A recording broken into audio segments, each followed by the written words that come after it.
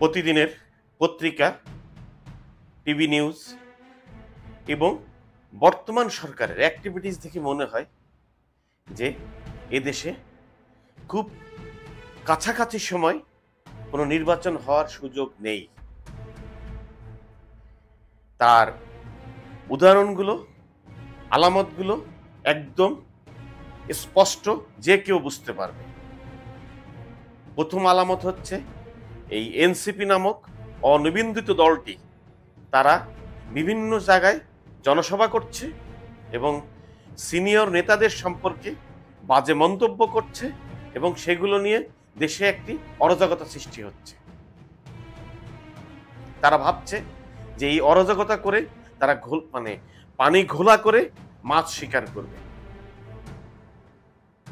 কারণ এনসিপির এই তথাকথিত যে নেতারা আছে, এই নেতারা উঠতি বয়সী, যাদের বয়স 30-এর ভিতরে, পড়াশোনা অনেকের শেষ হয়নি।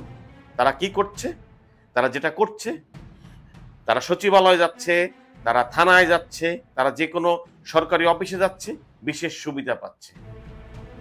এই অলিখিত এবং আনওয়ান্টেড যে সুযোগ সুবিধা তারা পাচ্ছে, এর থেকে তারা বের হতে পারছে না। এবং সামনের দিনগুলো বাংলাদেশের জন্য যে অনেক খারাপ আছে, তা এই সময়কার পরিবেশ পরিস্থিতি দেখলে বোঝা যায়।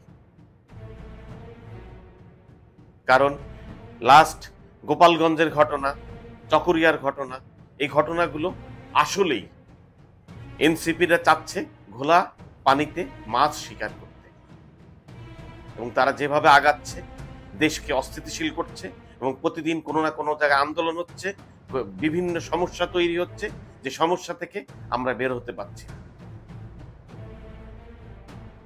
এবং আমাদের দেশে প্রত্যেকটা কোম্পানি থেকে, মাল্টিন্যাশনাল কোম্পানি বলেন আর আমাদের লোকাল বড় বড় যে কোম্পানিগুলো আছে, প্রতিদিন তারা কর্মী ছাঁটাই করছে। অলিখিত রেস্ট্রিকশনের কারণে এইসব নিউজগুলো পত্রিকাতেও আসছে না।